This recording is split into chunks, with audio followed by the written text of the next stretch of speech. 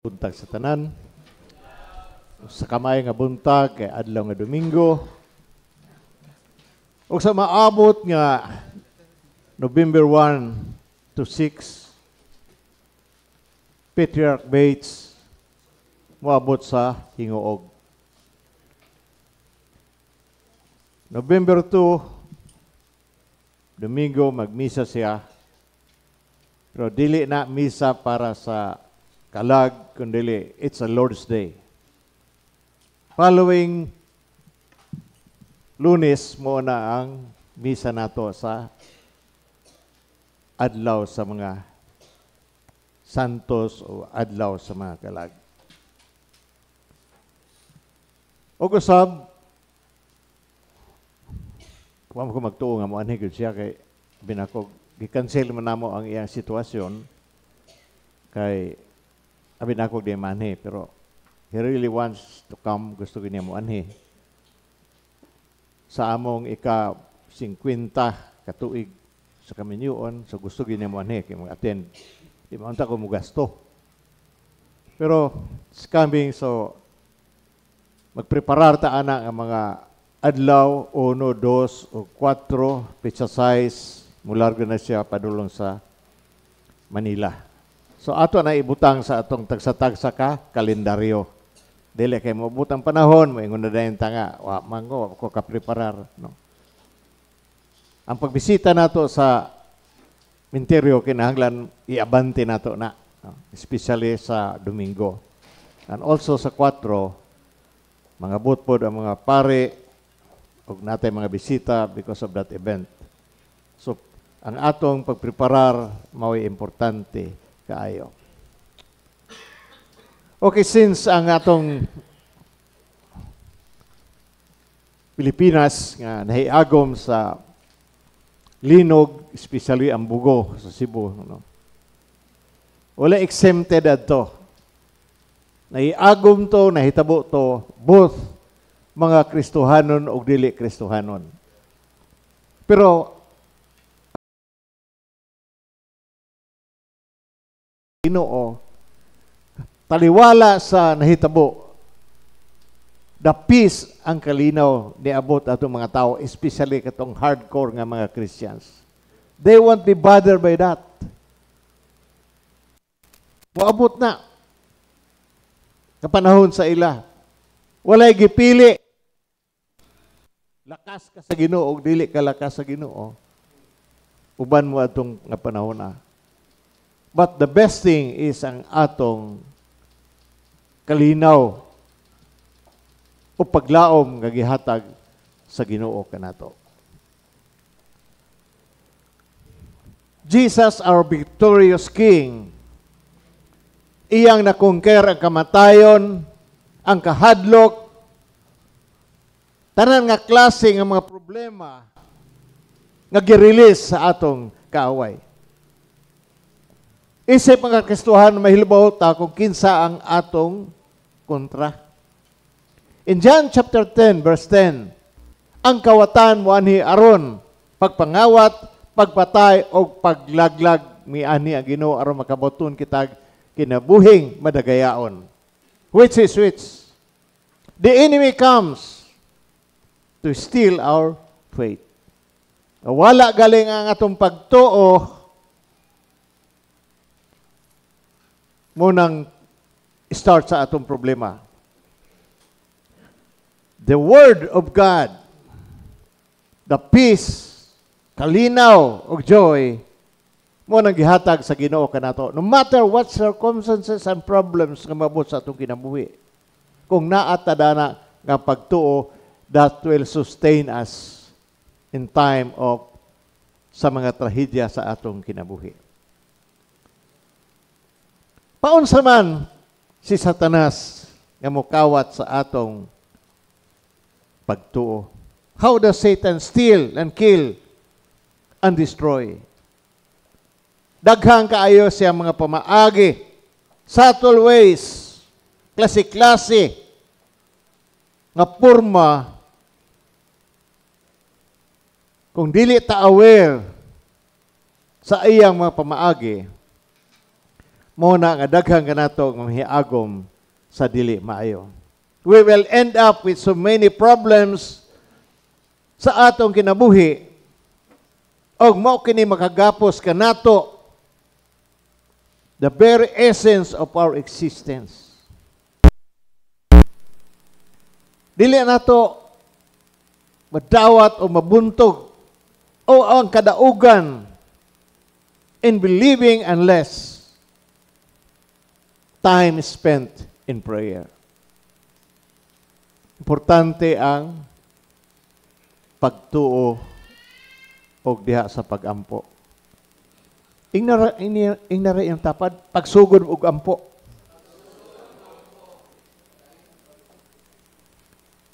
Pagsugod, ang wala pa. Ang sige ampo, padayon. Usually, panahon sa pagampo, Satan usually keep us busy with work. Daghan ta kay trabaho. Imbes mag-ampo ka na, tuwa ka na dito sa cellphone, kaya namati ka na sa problema sa kalibutan. Anak ba ako usahay?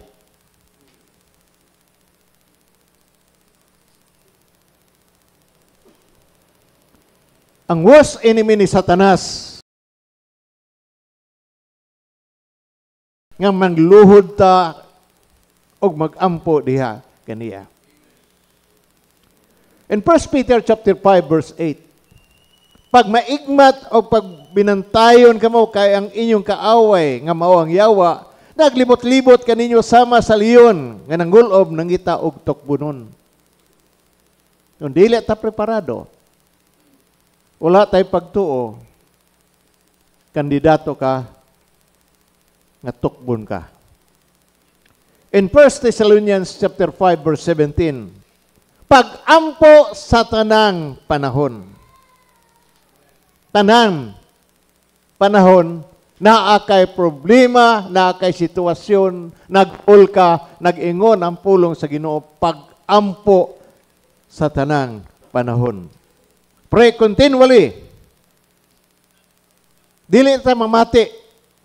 Usahay, matuta sa gossip, chismis, criticize other people,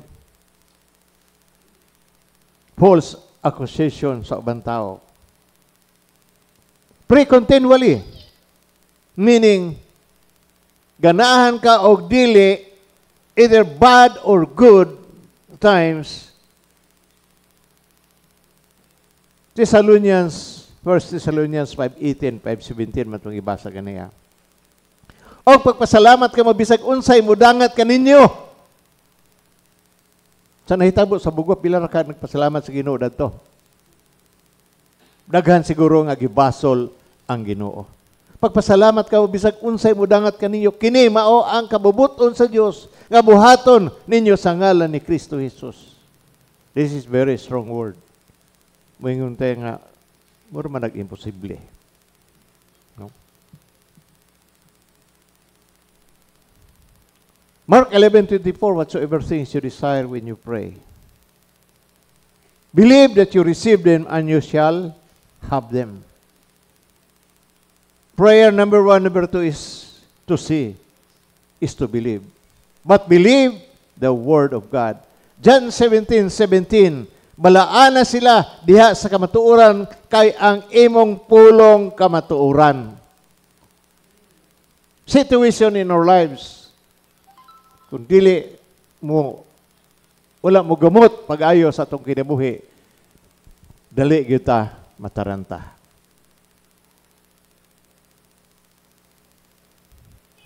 Number 3 is we must believe in faith. Ituo raman ta, pero wala ma-develop ang atong pagtuo. I-explain na nako later. Hebrews 11:1. Faith is a substance of things we hope for, the evidence of things not yet seen. Dili nito see is to believe. But we have to believe first the Word of God before we see. Hebrews 11:6. Walay makapahimot sa Dios kun dili pinaagi sa pagtuo kay ang muduol sa Dios kinahanglan gid mo to nga adunay Dios ug gantihan niya ang nangita kaniya. We must develop our faith. Ang atong pagtuo kinahanglan na. Unsaon man pagdevelop sa atong pagtuo? Nga mo increase ang atong pagtuo. Nga kung unsa atong giampo, kaayuhan sa atong lawas, kapitos sa kinabuhi. Dili to di kon kapitos nga ko ana. Dili sa naong.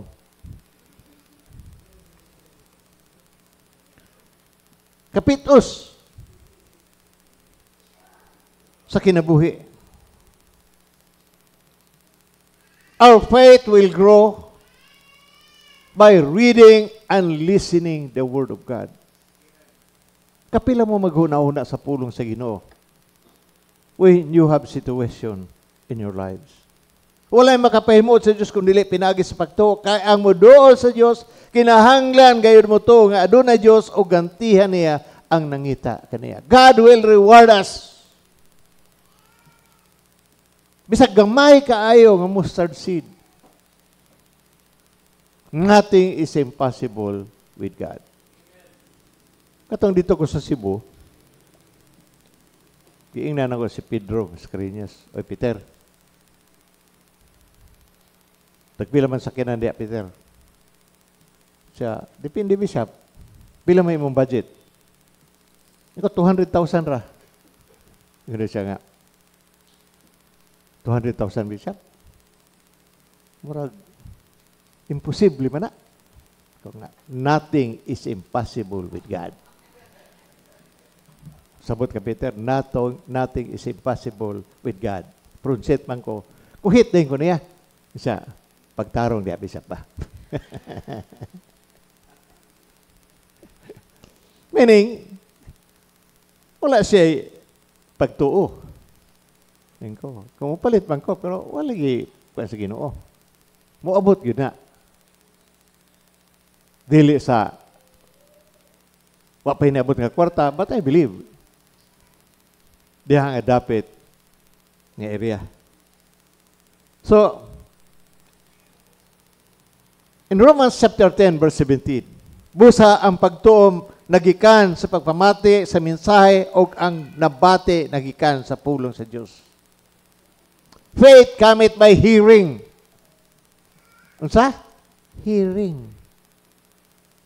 Bisag karon mga cellphone na may voice ani. Nga musulti bahin sa pulong sa Ginoo na dire kanunay.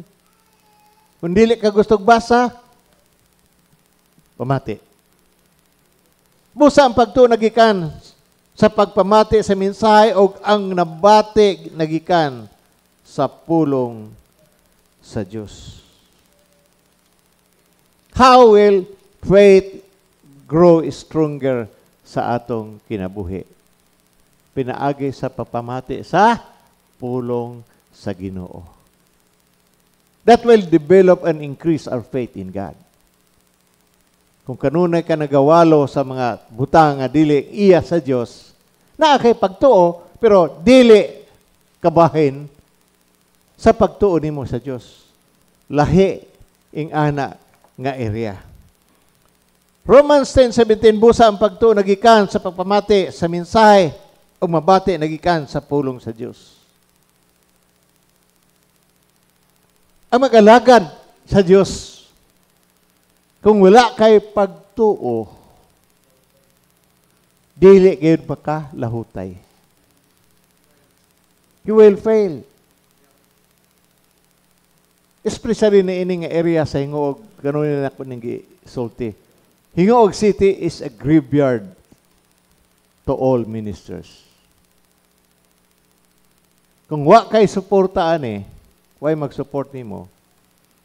Gutom imong may experience. Imong mga anak dili maka-eskwela. Wala kay pagkaon, dili nimo mapalitan og sanina ang imong mga anak. Most people run away. Ag nagmantinir lang dire usahay kanang naay suporta sa ilang kongregasyon labi na didto nga gikan sa Amerika. Usahay ang Amerikano mangita nag-proof na bagay ka simbahan. Nag-praise and worship bagay mo. Na! Ato sa bulangan. Litatuhi dito. High size, high size. I'm not nag-praise and worship. I love God, I love God, I love God. Pero manok man.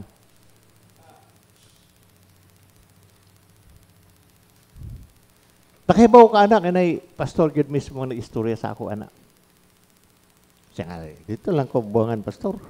Naman dito, praise the Lord gihapon. Pero ayaw ipakita ang manok. Ayaw ipakita ang manok. Ito na nagwara-wara dito nga, high size, high size.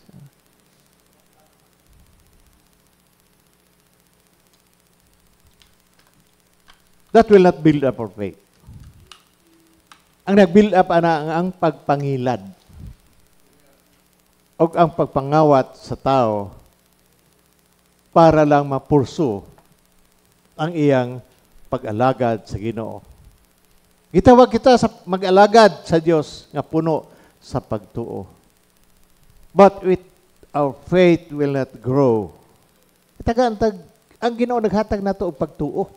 God gives us a measure of faith according to the Word of God. Pero gihatag na nato kay mismo kita ang mo-develop ang pagtuo nga ang Dios, God is rewarder. Muhatag ang Dios sa atong panginahanglan. Ang Dios mo ayo sa tanan natong mga sakit. Ang Dios mo tabang sa pagsulbad sa atong sitwasyon, sa atong tagsa-tagsa kakinabuhi. Number 4 is from fear to courage. God transformed the life of the disciples from fear to courage. Ay kung ingna nga ang mga apostoles niya itong unuhon, dili mga talawan. Mga talawan to. Sa pag-uban-uban nila kang Jesus, na-develop ang ilang pagtuo. Jesus came to them, miski si Tomas. Ipakitaan niya sa samad sa iyang kilid, sa iyang kamot, o sa iyang tiil. Despite of many failures, discouragement, gitrust, gisaligan ni Jesus sa iyang pulo o sa iyang trabaho ang mga disipulo the same as we are. Gisaligan ta sa Ginoo sa atong tagsa-tagsa ka mga talento, amin ba ta ana? Hindi nato nagamiton nga talento unsang may mahitabo nato. Sa ako nang yung despite of failures and discouragement, Jesus is strengthening with His Word and His work. Ang pulong ni Tomas help us to understand the difference between doubt and unbelief. Doubt says, I cannot believe. There are so many problems. Imposible man na, Bishop, nga anak ng simbahan. Kung saan ito paghuman. Huwag man ka matuo. Daghang matag problema. Walay kwarta ang mga tao. Also, unbelief says, I will not believe unless you give me the evidence. Kinahanglan nga nasa tay kwarta, Bishop, ayat ta makatukod sa simbahan. Wag alin tay kwarta, dili gyud ta ma-start. Remember this, nothing is impossible with God. Colossians chapter 1 verse 13. Kung sa galing to, I can do all things through Christ who give us strength. Pero wala tayo nakita.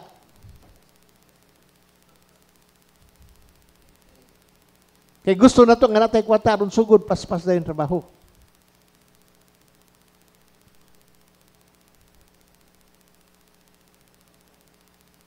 Sa ako nang gingon, doubt says, I cannot believe.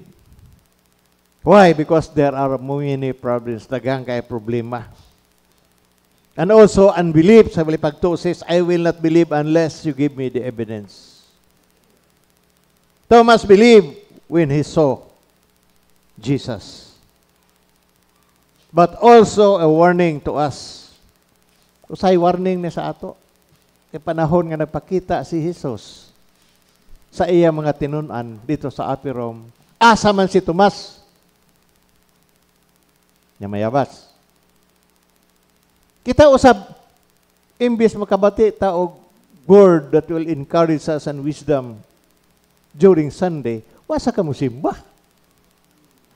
Hello? Ingna yung tapat pag simba og Domingo. A warning to us, people of God, meeting with God. Thomas remind us the unbelief, robs us from the blessing and opportunity kung tua unta siya. Wala unta mo commit si Tomas nga, imposible man na.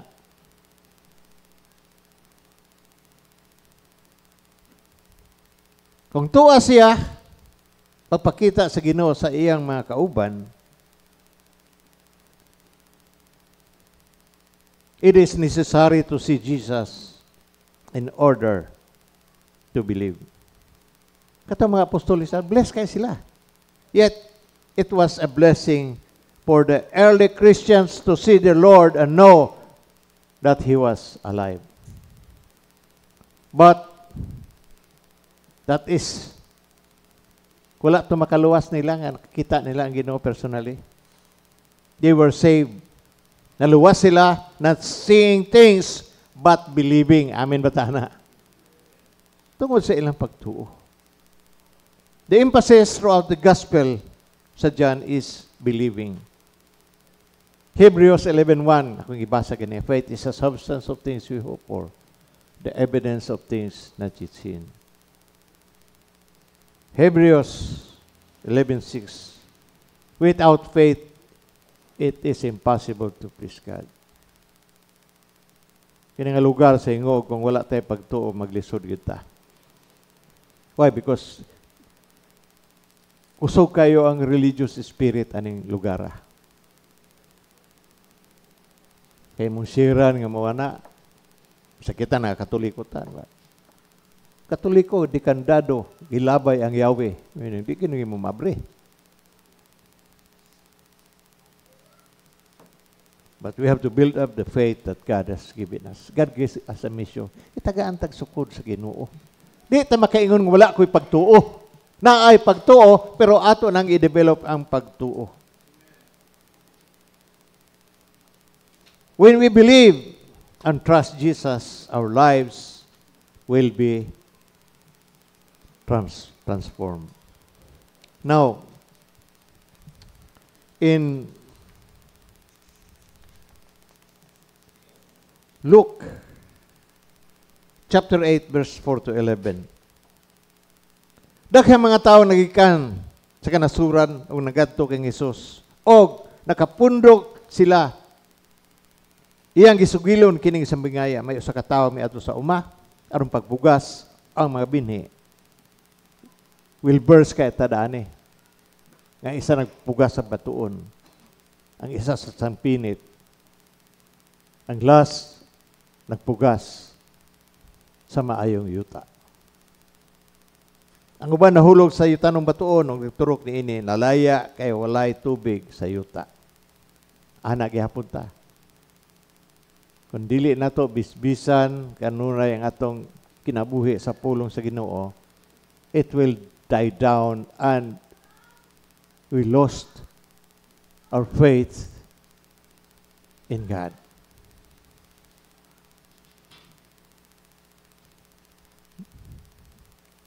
Unya, nangutana sila sa matinunan, verse 11, si Jesus, unsay kahulugan sa maong sambingay? Itubag si Jesus, ang pagsabot sa mga tinago, mahitungod sa paghari sa Diyos, gihatag kaninyo apan. Sa uban, gihatag kini pinaagi sambingay, aron, kung mutanaw sila, dili sila makita, o kung mamati sila, dili sila makasabot. Isaiah 55:11. ang akong pulong, ang akong nga pulong dili usab mo balik kanako ang akawang lamang tumanon hinuon niini ang akong tuyo ug mulampos gayud kini. God will see to it that His word will prosper sa atong tagsa-tagsa ka kinabuhi. Amin bataana. Natay pagsulay nga maabot ka nato. Tintalot ani Satanas. Pilar gyud pagong. Diara ka sa daplin. Kuan mahadlok. Pag ingon nga natay exorcism ministry, mahadlok na yun. Alami kay kasudlan sa yawa. Kay mahadlok magadaan. If you fear, Satan and his angels will easily conquer you because of fear. Mag-doubt galing ta, natay kahadlok, that is the opening of the enemy that will tempt us severely in our lives. Hebrews chapter 4 verse 12, kay ang akong pulong, kay ang pulong sa Dios buhi og maabtik, og mas hait pa kaysa bisan unsang espada nga daw swab. Mudulot kini hangtod sa kinaladman sa kalagog sa espiritu hangtod sa dapit diin nagabot ang lutahan og ang kauyukan, nag-usisa kini sa mga tinguha ug una-una sa kasing-kasing sa tao. The word of God is sharper and powerful. Pilar gyud pigong Lord, salamat sa tanan kay imong gihimo. Na imong abot kong problema, Lord, salamat sa pagtabang nga kini nga sitwasyon sa akong kinabuhi, sa akong pamilya, akong mabuntog. Dili to imong gahom. Gahom to sa Ginoo sa atong kinabuhi. Don't destroy ang pagtuo nga gihatag sa Ginoo kaninyo. Magpadayon ta sa pangalagad no matter what, we stand in our faith that God will deliver us in every situation because what we learn sa atong nasabtan bahin sa pagtuo. Amen bataana. Mao ka ng Ebanghelyo sa ngalan sa Amahan, sa Anak, o sa Espiritu Santo. Amen.